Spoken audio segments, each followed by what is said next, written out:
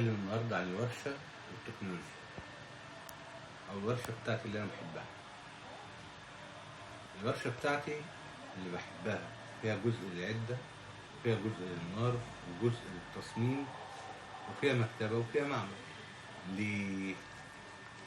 عشان أنا مثلا لو بشتغل على إنتاج معادن من الخردة هحتاج أفتح أجهزة وأجمع مكوناتها الإلكترونية وأقسمها وأحرقها وأحمصها وأطحنها وأتعامل معاها كيماويا. بعد كده هصهرها وممكن أشكلها وأشتغلها وأسحبها وأطرقها وأخمر وهكذا. ممكن أحصل على معادن غير معتادة من حدة الخردة دي زي البريليوم، فلازم يكون عندي فكرة عن الكشوف الكيماوية على العناصر. عموما المكتبة دورها إنك دايما بتراجع معلوماتك فيها وتظبط نفسك في المعمل عشان تعرف تنتج. السبايك موضوع مهم جدا، من أول إنك تشكل أدواتك من الحديد المطاوع لحد ما تحولها لصلب، وإنك تعرف تتعامل مع النحاس الصلب بالسبيكة. ده شيء رائع وشيء سهل. مش الفضة والذهب والبلاتين بس اللي ليهم متعة التشكيل، ده كمان تشكيل معداتك. محلات الصاغة، مفيش محل صاغة مفيهوش معمل عشان يعاير السبيكة، عشان يطرب التراب بتاع الأرضية بتاع التشغيل. ما أنا بردت وعملت ومش عارف إيه، فبقى فيه ذرات ذهب أو فضة موجودة في التراب بتاع المكان، فبيلم ده كله ويبتدي يعمل له إعادة تشغيل تاني عشان يقدر يطلع الذهب بتاعه أو يستعيد الذهب أو الفضة المفقودة. لازم في عنده معمل، ولازم في عنده فرن صهر، ولازم عنده في مكان سحب وتشكيل سلك وشرايح. لازم كل ده مسمى الورشة. كل ده هي دي الورشة الحقيقية. ولازم عنده كتب بيستعين فيها بالخبرات القديمة بتاعت الناس اللي قبله. هي حدوتة زي العطار بتاع زمان، كان عنده كتاب مكتوب باليد كده بتاع جده وبتاع ابوه، وفي وصفات وفي مش عارف ايه وهكذا. انت تفتكر يعني ان بتاع النهارده اللي بيعمل تقطير للبترول ما خدش تقطير البترول من العرب زمان لما عملوا تقطير البترول ورسمينه عامل زي الورق بتاع النبات كده، وعمال يطلع هنا كذا بدرجة حرارة كذا، وهنا كذا بدرجة حرارة كذا، وهنا كذا بدرجة حرارة كذا.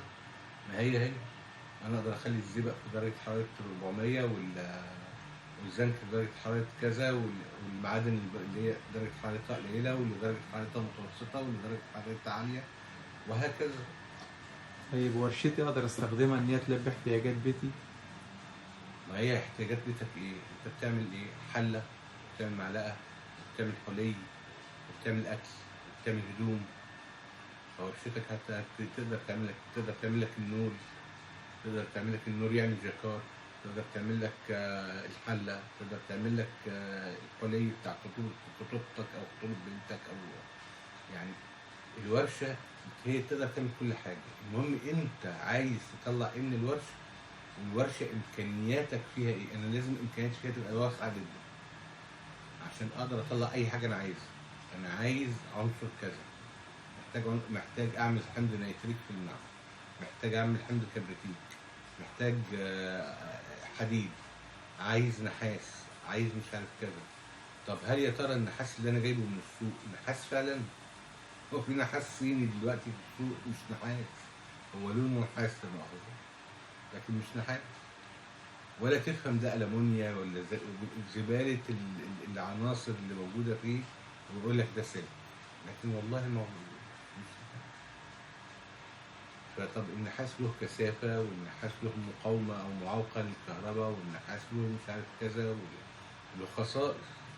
لما تيجي تطبقها على ده ما انتش عارف، انت بتشتري حاجة جاية مستوردة لكن مش هي الحاجة اللي انت طالبها. طيب اقدر ازاي اعرف هي فعلا كويسة وهي المعدن الاصلي ولا انت عشان تعرف لازم تبقى عارف المواصفات بتاعت المعدن، الكثافة بتاعت المعدن، درجة حرارة الانصهار، درجة التبخر. في خصائص لكل عنصر. انت تقدر تجيب الجدول الدوري كده تحطه قدامك وتحط الخصائص دي تبقى فاهم. انا عندي الكبريت بيتبخر في درجه حراره كذا، بيتحول لسائل في درجه حراره كذا. عندي الحديد بيتحول كذا، عندي كل العناصر اللي اقدر امشي عليها كده. معنى كده ان انا في ورشتي محتاج ان انا اكون في الورشه المعمل يكون فيها المكتبه عشان لما انسى حاجه ارجع لها. لازم، ولازم يبقى فيها الفرن، ولازم يبقى فيها البشبوري بقى بانواعه، البشبوري اللي بيشتغل بالبنزين، والبشبوري اللي بيشتغل بالبوتاجاز واللي مش عارف كذا. طب انا ما عنديش بوتاجاز، طب انا ما عنديش غاز، طب انا ما عنديش مش عارف كذا، استعوضوا بايه؟ بدايلي عندي كلها. ما فيش حاجه اسمها انا عايز اشغل الفرن النهارده لكن ما فيش كهرباء. انا عايز اشغل الفرن النهارده بس ما فيش مش عارف كذا. ما فيش الكلام ده. هشغل الفرن، هشغل الفرن. الجزء الاخير واللي سبته للاخر هو الجزء الكهربائي الخاص بالذكاء الصناعي، واللي ممكن اعمل منه المكن بتاع السي ان سي. صحيح انا بحب اشتغل بالاردوينو الاونو، والدوائر الذكيه مفتوحه المصدر. ليه؟ لان اقدر اكونها بايدي. انا عارف المكثف هحطه فين، والمقاومه فين، والاي سي فين، واقدر اكونها، وعارف الاوامر بتاعتها هتتكتب ازاي على الكمبيوتر، وافوتها من الكمبيوتر للشريحه الذكيه ازاي، والشريحه الذكيه ازاي هتتحكم في المواتير، واقدر اقول للموتور اشتغل دلوقتي، التيش هيزق لقدام، الترس هيعمل مش عارف كذا، هيقف ده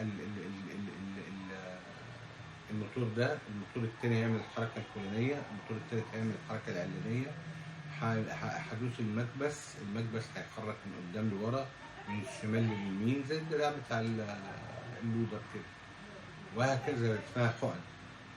فأنا بستخدم الميكانيكا والهيدروديناميكا مع الكهرباء ومع الذكاء الاصطناعي. الحكاية دي ممتعة جدا. انت ممكن تعمل بيها كل حاجة في الدنيا. ممكن تخلي البني آدم ما يشتغلش، ممكن تخلي البني آدم يشتغل، ممكن تخلي البني آدم ما يعملش مكنة، ممكن تخليه يعمل مكنة، وهكذا. هي سياسة حتى في الزراعة شغالة، يعني مش في الصناعة بس، في الزراعة وفي التعدين وفي مش عارف كذا وفي الطيران. فمهم جدا جدا ان انا اعرف مكنة السي ان سي بيشتغل ازاي، واقدر اعمل لنفسي مخرطة سي ان سي. انا اقدر اعمل خاتم بالذكاء الاصطناعي من غير ما ادخل ايدي، انا بس مرمطت العملية وعملت الرسوم بتاعته، دخلتها من الكمبيوتر، والاردوينو بياخد من الاوتوكاد ويحول مش عارف ايه، ويخرط ازاي ويعمل ايه. كل ده انا بقدر اعمله في الورشه عن طريق مجموعه الدوائر الالكترونيه مفتوحه المصدر، والاوامر مفتوحه المصدر، لاني بقدر اخد معلومات من الناس وادي معلومات للناس، واقدر اتداول فيها الخبره. ده كان الجزء الاخراني. واللي عايز اقوله ان في القرن ال 18 كان في حاجه اسمها مكن الجاكار. مكن الجاكار ده كان عباره عن الواح مخرمه. الاخرام دي كانت هي اللي بتصدر الاوامر للدرقات انها تطلع دي وتنزل دي، ودي تنزل ودي تطلع.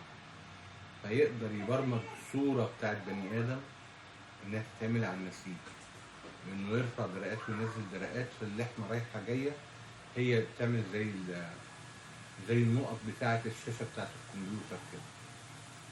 فتقدر تطلع صوره فلان على النسيج وتبقى معموله متبرمجه.